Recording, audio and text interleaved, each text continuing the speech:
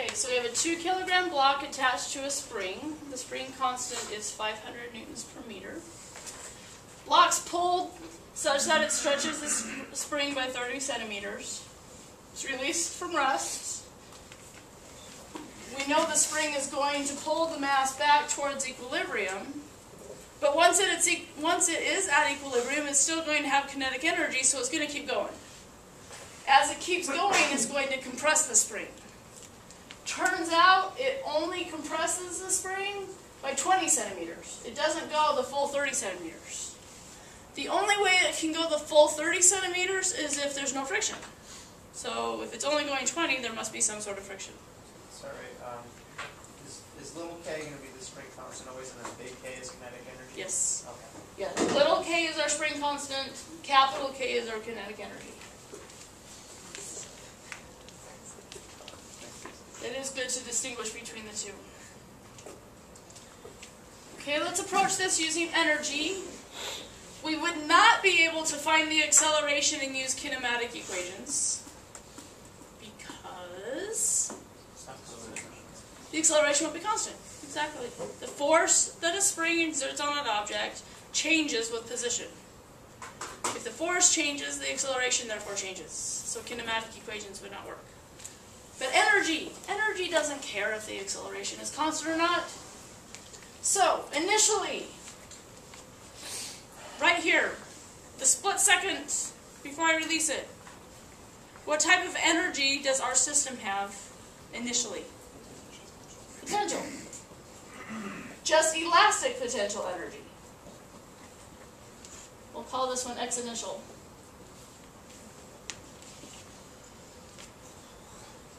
No gravitational potential energy, if we call ground level 0, y equals 0. No kinetic energy because it's not moving yet. Our finally our box is over here. Finally, what type of energy does our system have? Only elastic potential energy as well. At that instant, the spring will have stopped the block from moving. The kinetic energy will be 0 at that instant.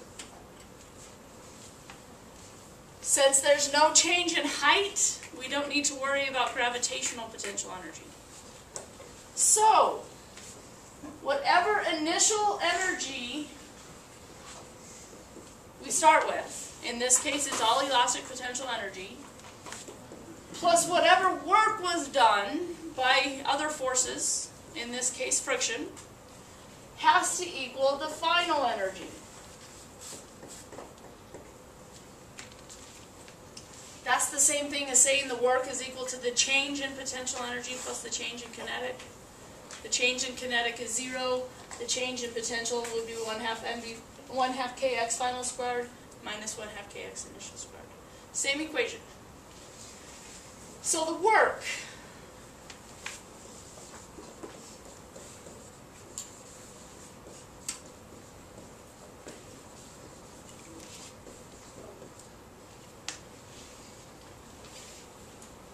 We're trying to find the coefficient of friction. The work is going to be negative. You all right with that? Friction's taking some of this original potential energy away. It's not allowing it to become final potential energy. So the work will be negative. Force of friction will be the coefficient times the normal force. In this case, since there's no other vertical forces besides the normal and gravity, the normal force is mg. So that's our force. But work depends upon force and distance. What distance do we want? Right, 50 centimeters.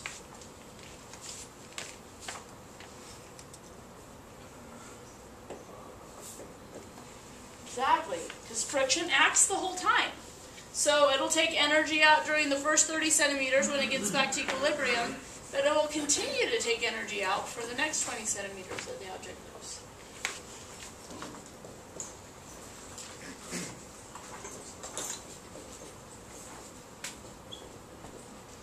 So mu will be, let's see, we can factor out a k and the half,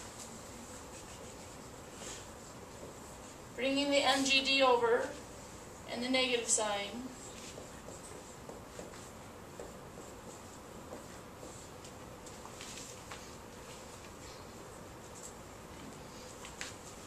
So K is 500 newtons per meter. M, 2 kilograms. G, 9.8 meters per second squared. D is 50 centimeters, so we need 0.5 meters.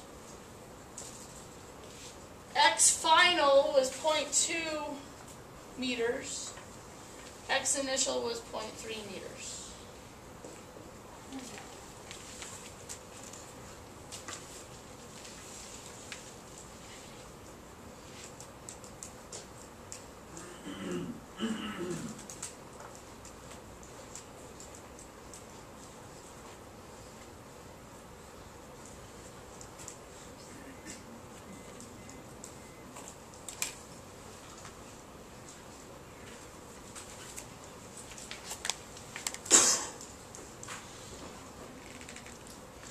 Got a bit of a problem here.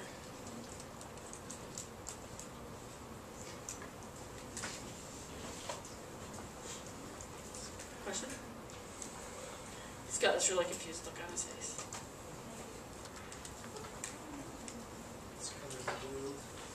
Yeah.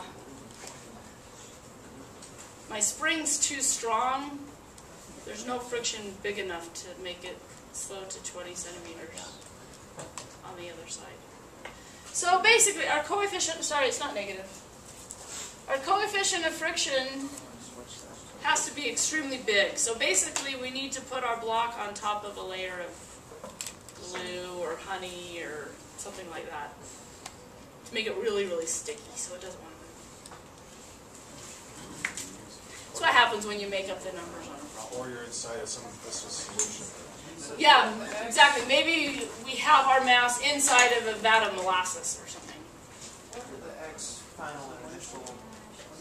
Is that 0.3 centimeters and 0.2 centimeters? Or, I mean, meters. Yeah. So the final X is the 0.2. The initial X is the 0.3.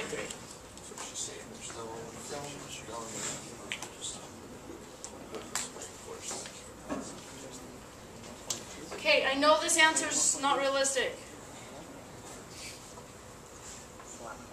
So what happens when you make up values on the fly?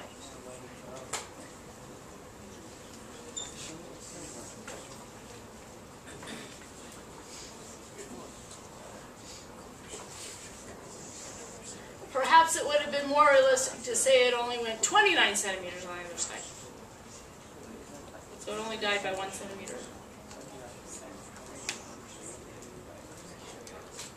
Questions on the setup, though. The setup's what's important.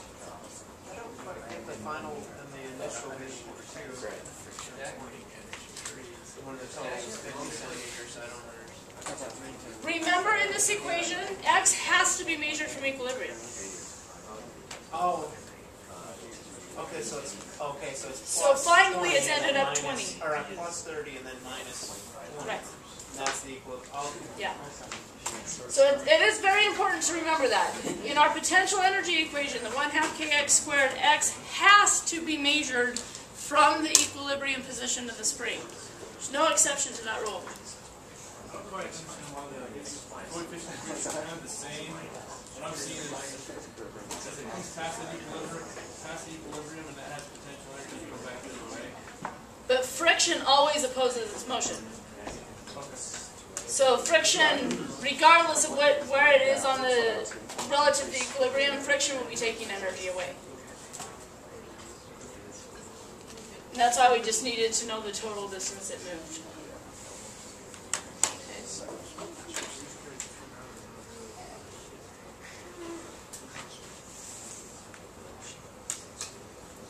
You guys getting different numbers?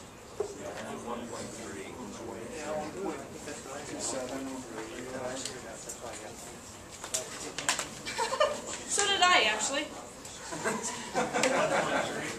Yeah.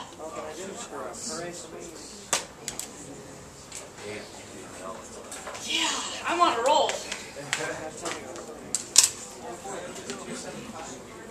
Yeah. Sorry, I forgot my 2 in there. But it's still not realistic. I have to have a really sticky surface to make that happen. So there was just no friction. Just floating. I mean, there was a grab. Oh, there was gravity. There is gravity. It's just gravity's not doing any work. Right. Okay. That was the same thing. Yeah. The only way gravity does any work on an object is if your object moves vertically.